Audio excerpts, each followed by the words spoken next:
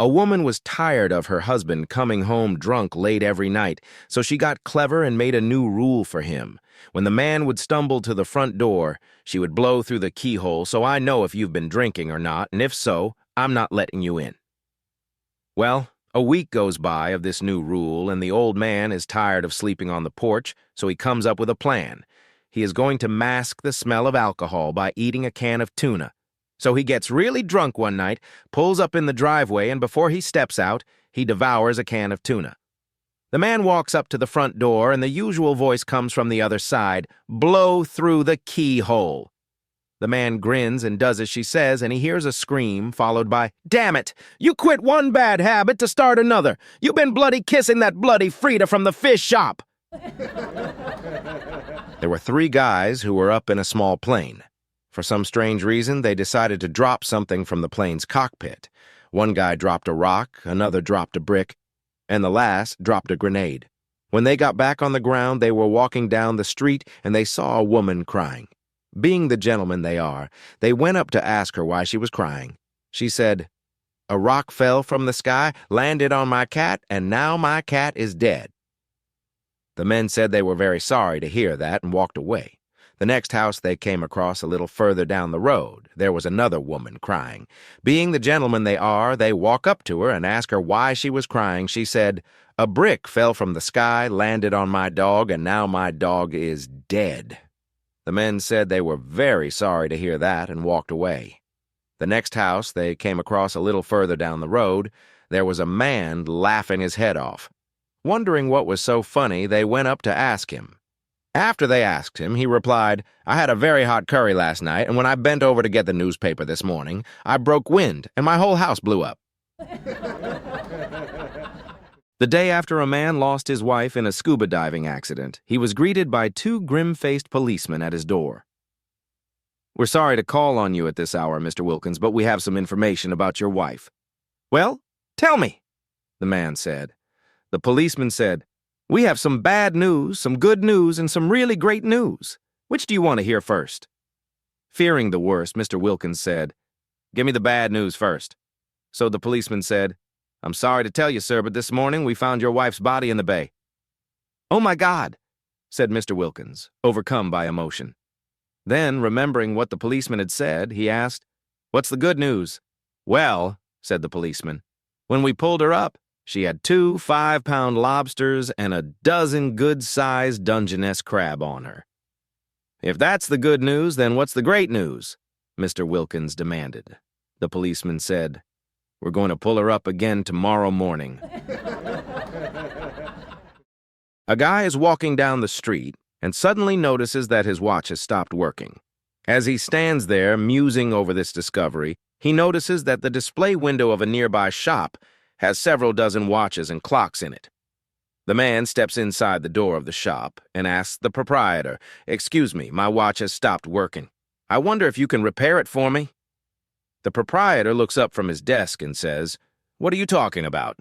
I'm not a watchmaker. I'm a mohel. I perform circumcisions."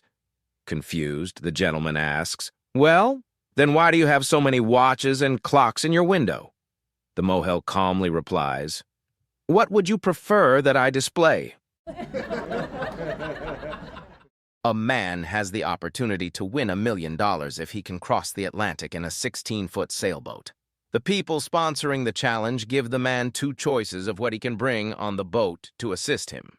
He can either bring a large box of novels or 2 criminals.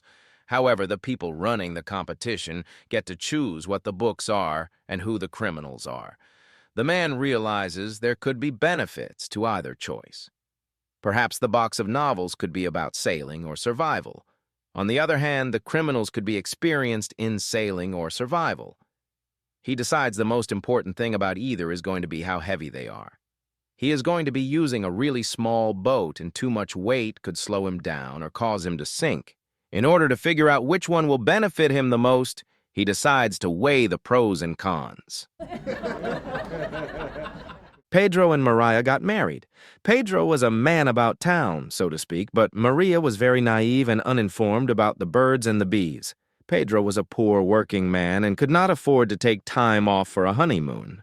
So that night they retired to his little shack. When Pedro was undressing, Maria said, "Oh, Pedro, what is that?" Pedro, being very quick-thinking, said, "Maria, I am the only man in the world with one of these," and then proceeded to show her what it was for. Maria was happy. The next morning, Pedro went off to work as usual. When he returned home that evening, Maria was on the front porch, obviously upset about something.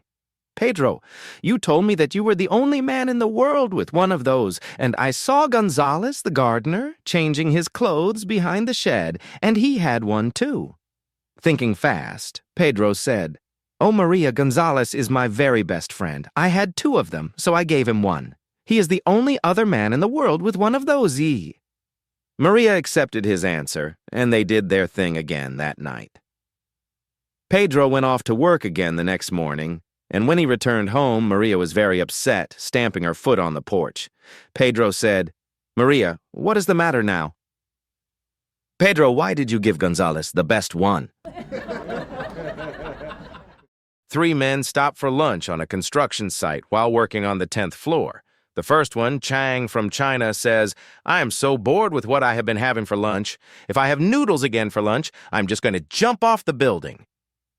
He opens his lunch to find noodles and promptly jumps off from the 10th floor to his death. Mario from Italy says, "I agree. I am so sick of pasta for lunch. If I find my lunch is pasta again, I will jump off the building and kill myself." He opens his lunch bag to find pasta and promptly stands up and jumps off the same as Chang to his death. Paddy the Irishman says, "I agree with my friends. If I have potatoes in my lunch, I will jump too." Opening his bag, he finds potatoes and jumps from the 10th floor, same as his two colleagues. There was a combined funeral for Chang, Mario, and Paddy, and their grieving widows get talking, "Oh, if I had known Chang was tired of noodles, I would have packed a different lunch. If only he had told me." Chang's widow remarked, "Yes, if Mario had only said that he wanted something different, I would not have given him pasta all the time," stated Mario's wife. Paddy's wife pipes up, "I don't get it. Paddy packed his own feppin' lunch." A busload of blind people were on a day trip, and the bus driver started getting tired. He says to the blind people, "I'm pretty knackered. I'm going to stop at the next pub for a bite to eat and a drink. What are you all going to do?" One of them replies, "No worries, we'll have a little game of football." "Football?" The driver cries, "But you're all blind." The blind guy says, "No, it's simple. The ball has bells inside and we can hear where it goes and we can have a kickabout." And with that, the bus driver pulls into a pub, has a bite to eat and a drink. When he comes out, there are paramedics and ambulances and police cars everywhere. The bus driver says, "What the hell has been going on here?" One of the policemen turns around and shouts, "You would never have guessed it. A busload of blind people jumped out and kicked the living daylights out of these Morris dancers." I was walking down the street when I was accosted by a particularly dirty and shabby-looking homeless man who asked me for a couple of dollars for dinner. I took out my wallet, extracted $10, and asked, "If I give you this money, will you buy some beer with it instead of dinner?" "No, I had to stop drinking years ago," the homeless man replied. "Will you use it to go fishing instead of buying food?" I asked. "No, I don't waste time fishing," the homeless man said. "I need to spend all my time trying to stay alive." "Will you spend this on hunting equipment?" I asked. "Are you nuts?" replied the homeless man. "I haven't gone hunting in 20 years. "Well," I said, "I'm not going to give you money. Instead, I'm going to take you home for a shower and a terrific dinner cooked by my wife." The homeless man was astounded. "Won't your wife be furious with you for doing that?" I replied, "Don't worry about that. It's important for her to see what a man looks like after he has been forced to give up drinking, fishing, and hunting." Two carpenters are fixing a barn roof, and then the wind blows their ladder over. "Oh, great," says the first one. "How are we supposed to get down?" "Well," replies the second one, "I'll go to this end and look for a way down, and you can go to the opposite end and search as well." "Okay," replies the first carpenter as he goes to investigate his end of the barn. He looks around but sees nothing close enough for him to climb on to get down from the roof. As he's searching, he sees the second carpenter walking past on the ground. The first carpenter calls out, "Hey, how did you get down?" The second carpenter looks up and says, "I jumped in a pile of manure on the other side. It's about ankle deep." So the first carpenter hurries to the other side and jumps in the pile of manure and lands up to his neck in it. He climbs out disgusted and catches up to the second carpenter, asking, "Why did you tell me it was ankle deep? I landed in a pile of manure up to my neck." The second carpenter blinks and says, "Well, if you had only dived in head first." The preacher's wife is preparing for dinner and makes her way to the butcher. "I'd like your best ham, please," she says to the butcher. "You'll have the damn ham," he replies. Taken aback, she asks, "Sir, could you please not use that sort of language around me? My husband is a preacher, and I'm a devout Christian." "No, ma'am.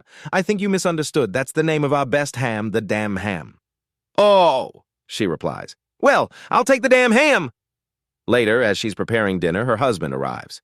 "Smells great in here," he says as he enters. "What are you cooking, honey?" "The damn ham," she tells him. "What has gotten into you?" he asks. "You know that we do not use that kind of language in this house." "No, dear, that's the name of this ham. The damn ham," she explains. "Oh, I see. Well, the damn ham smells delicious." After a while, the two of them and their two sons are sitting at the table enjoying a well-made dinner. Going in for seconds, the preacher turns to his wife and asks, "Dear, could you pass me the damn ham?" One of the sons jumps up, slaps the table, and yells, "That's the spirit, Dad! Pass the peas!" A young nun who volunteered to work for a local home health care agency was out making her rounds when she ran out of fuel. As luck would have it, there was a petrol station just one street away. She walked to the station to borrow a can with enough petrol to start the car and drive to the station for a fill-up. The attendant regretfully told her that the only petrol can he loaned had just been loaned out, but if she would care to wait, he was sure it would be back shortly. Since the nun was on her way to see a patient, she decided not to wait and walked back to her car. After looking through her car for something to carry to the station to fill with petrol, she spotted a bedpan she was taking to the patient. Always resourceful, she carried it to the station, filled it with petrol, and carried it back to her car. As she was pouring the petrol into the tank of her car, two men watched her from across the street. One of them turned to the other and said, "I know that the Lord turned water into wine, but if that car starts, I'm going to church every Sunday for the rest of my life." A man walks into a biker bar, sits down, and orders a bottle of the most expensive whiskey available. After every shot of whiskey the man takes, he quietly says to himself, "I shouldn't be having this with what I've got." Then, solemnly and seemingly reflecting on his life, he stares into the distance. The bartender doesn't think much of it, but after only 30 minutes, the man has drunk 3/4 of the bottle and still continues to take a shot and whisper this ominous mantra to himself. He begins to become concerned with the strange man's health. Believing the man must be suffering from some terminal illness, he asks, "I'm sorry to interrupt you, but I can't help overhearing you, and I'm wondering what you've got that makes you so worried that drinking so much alcohol could be so bad for your health. I don't want to seem rude, but may I ask what you've got?" To which the man replies, £2.50. One November afternoon when my daughter was in kindergarten, I picked her up after school. She bobbed out to the car and crawled into the back seat. "What did you do today?" I asked. She couldn't wait to tell me. "We learned that boys are different from girls," she chirped. Looking into the rearview mirror, I could just see the top of her head. "My teacher told us that boys have a thing and girls don't," she added. "Well, yes, they do," I said cautiously. I couldn't think of anything else to say, so we were quiet for a moment. Then she piped up again. "That's how girls know that boys are boys," she said. "They see that thing that hangs down and they know that he is a boy." I mentally calculated the distance home. Our 5-minute commute already felt like an hour. "Did you know that when the boys see a girl, they puff up?" she asked. My palms were beginning to sweat. Well, I was still searching for something new to say, to change the subject when she asked, Why do the girls like the boys to have those things? Well, I didn't know what to say. I mean, what woman hasn't asked herself that question at least once? Oh, well, I stammered. She didn't wait for my answer. She had her own. It's because it moves when they walk, and then the girls see that, and that's when they know they are boys, and that's when they like them. Then the boy sees the girl, and he puffs up, and then the girl knows he likes her too, and then they get married, and then they get cooked. That last part confused me a bit, but on the whole, I thought she had a pretty good grasp on things. As soon as we got home and I pulled into the garage, she hopped out of the car, fishing something out of her school bag. I drew a picture, she said. Do you want to see? Oh, I wasn't sure I did, but I looked at it anyway. I had to sit down. There, all puffed up, so to speak, looking mighty attractive for the ladies, was a crayon drawing of a great big tom turkey, his snood, the thing that hangs down over his beak. The thing that female turkeys find so irresistible was magnificent. His tail feathers were standing tall and proud.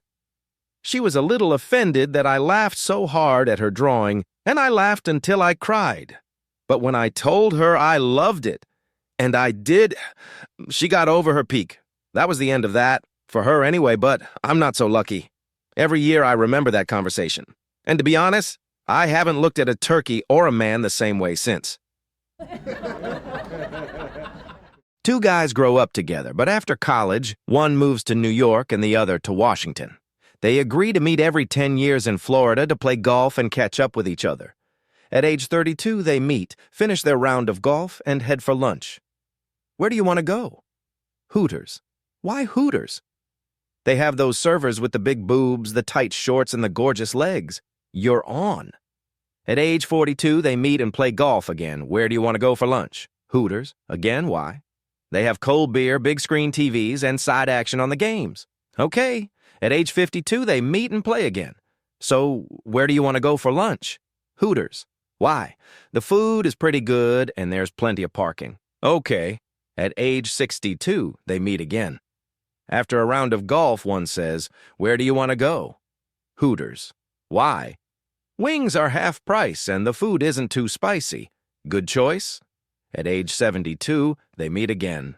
Once again, after a round of golf, one says, where shall we go for lunch? Hooters. Why? They have 6 handicapped parking spaces right by the door, and they have senior discounts. Great choice. At age 82, they meet and play again. Where should we go for lunch? Hooters. Why? Because we've never been there before. Okay, let's give it a try. Dear granddaughter, the other day I went up to our local Christian bookstore and saw a Honk If You Love Jesus bumper sticker. I was feeling particularly sassy that day because I had just come from a thrilling choir performance, followed by a thunderous prayer meeting. So I bought the sticker and put it on my bumper. Boy, am I glad I did. What an uplifting experience that followed. I was stopped at a red light at a busy intersection, just lost in thought about the Lord and how good He is. And I didn't notice that the light had changed. It is a good thing someone else loves Jesus, because if he hadn't honked, I'd never have noticed. I found that a lot of people love Jesus. While I was sitting there, the guy behind started honking like crazy, and then he leaned out of his window and screamed, "For the love of God, go, go, go! Jesus Christ, go!" What an exuberant cheerleader he was for Jesus! Everyone started honking. I just leaned out my window and started waving and smiling at all those loving people. I even honked my horn a few times to share in the love. There must have been a man from Florida back there, because I heard him yelling something about a sunny beach. I saw another guy waving in a funny way with only his middle finger stuck up in the air. I asked my young teenage grandson in the back seat what that meant. He said it was probably a Hawaiian good luck sign or something. Well, I have never met anyone from Hawaii, so I leaned out the window and gave him the good luck sign right back. My grandson burst out laughing. Why, even he was enjoying this religious experience. A couple of the people were so caught up in the joy of the moment that they got out of their cars and started walking towards me. I bet they wanted to pray or ask what church I attended, but this is when I noticed the light had changed. So, grinning, I waved at all my brothers and sisters and drove on through the intersection. I noticed that I was the only car that got through the intersection before the light changed again and felt kind of sad that I had to leave them after all the love we had shared. So I slowed the car down, leaned out the window, and gave them all the Hawaiian good luck sign one last time as I drove away. Praise the Lord for such wonderful folks. Love, Grandma.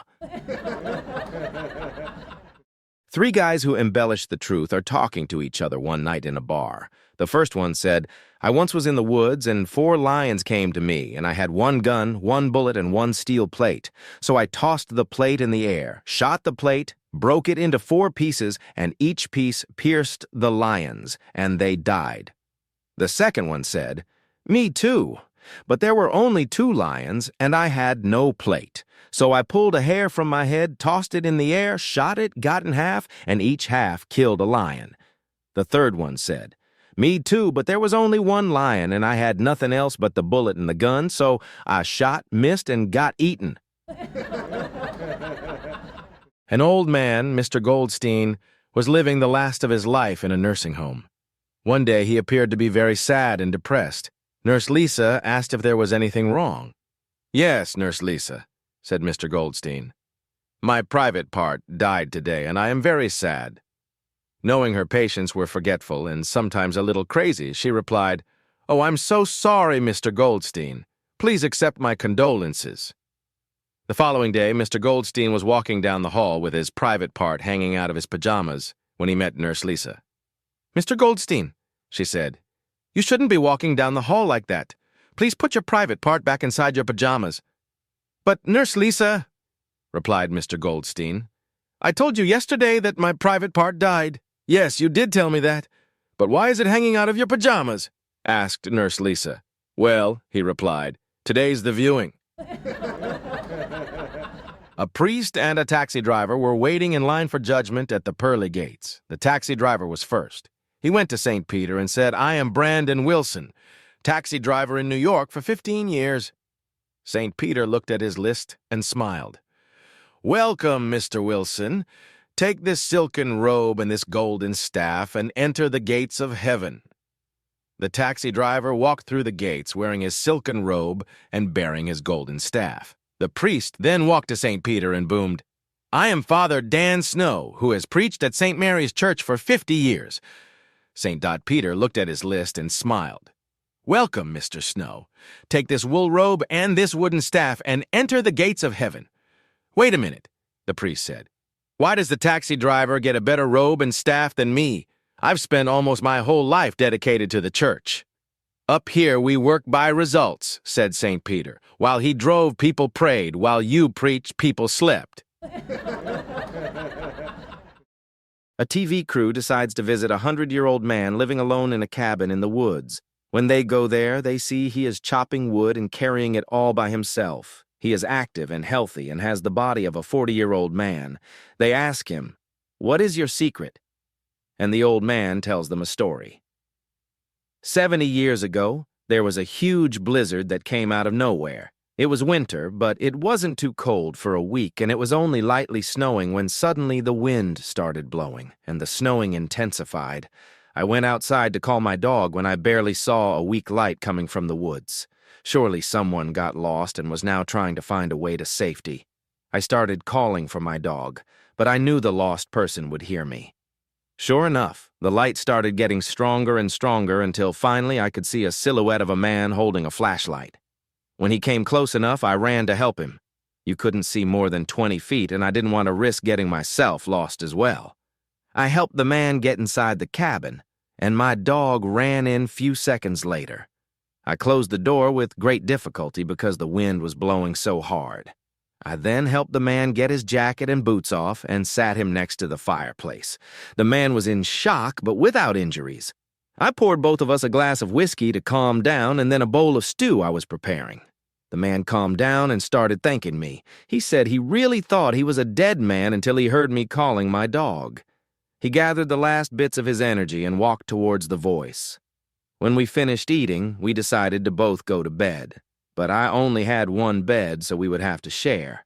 No problem, we thought, because it was very cold, and our bodies would keep each other warm. Well, one thing led to another, and we started touching each other, then kissing, and then making love. In the morning, the weather cleared up, and after breakfast, the man put on his jacket, gathered his things, and said he had to go. His wife and 3 children were expecting him and must be mortified because he didn't come home. He then gave me the juiciest kiss on the cheeks and left. I watched him go and realized I didn't even ask his name. That was the last time I saw him. The TV crew looked at each other in shock, and after a few seconds, one of them said, "No, we meant, what is your secret for a long and active life?" "Oh, that," the man said. "Clean air, regular exercise, healthy food, no stress, that kind of stuff." A bunch of men book up to go on holiday and agree to book twin rooms for the fortnight.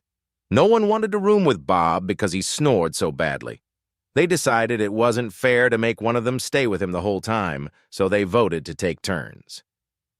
The first guy slept with Bob and comes to breakfast the next morning with his hair a mess and his eyes all bloodshot.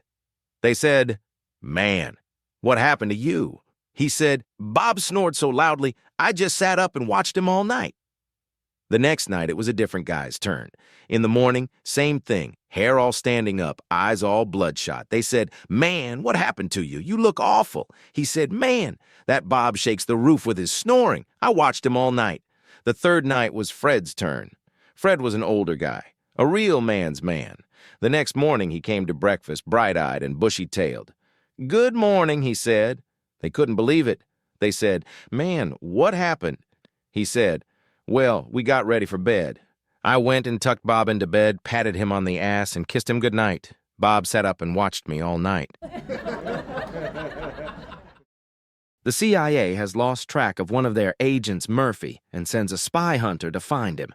The CIA boss says, "All I can tell you is that his name is Murphy and that he's somewhere in Ireland. If you think you've located him, tell him the code words. The weather forecast calls for mist in the morning." If it's really him, he'll answer yes, and for mist at noon as well. So the spy hunter goes to Ireland and stops in a bar in one of the small towns. He says to the bartender, "Maybe you can help me? I'm looking for a guy named Murphy." The bartender replies, "You're going to have to be more specific because around here there are lots of guys named Murphy. There's Murphy the baker, who runs the pastry shop on the next block. There's Murphy the banker, who's president of our local savings bank. There's Murphy the blacksmith, who works at the stables. And, as a matter of fact, my name is Murphy too." Hearing this, the spy hunter figures he might as well try the code words on the bartender, so he says, "The weather forecast calls for mist in the morning." The bartender replies, "Oh, you're looking for Murphy the spy. He lives right down the street at house number 7. While on vacation in Spain with my wife, I started to feel funny. I had some pain in my chest and felt short of breath. I chalked it up to the long day we had just had, but I continued to feel worse. As we got out of the taxi and walked into the hotel, I collapsed. It became apparent to my wife and me that I was having a heart attack. I thought for sure I would die because the nearest hospital was 1/2 hour away.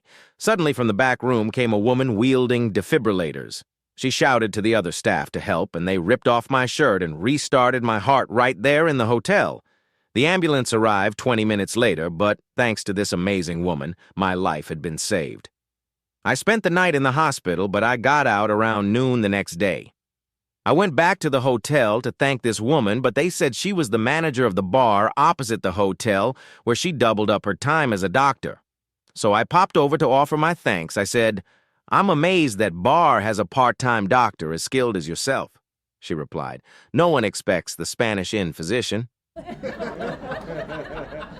A student has failed his law exam and he decides to confront his professor about the professor's competence with the subject. Student, "Okay, so I'd like to ask you a question.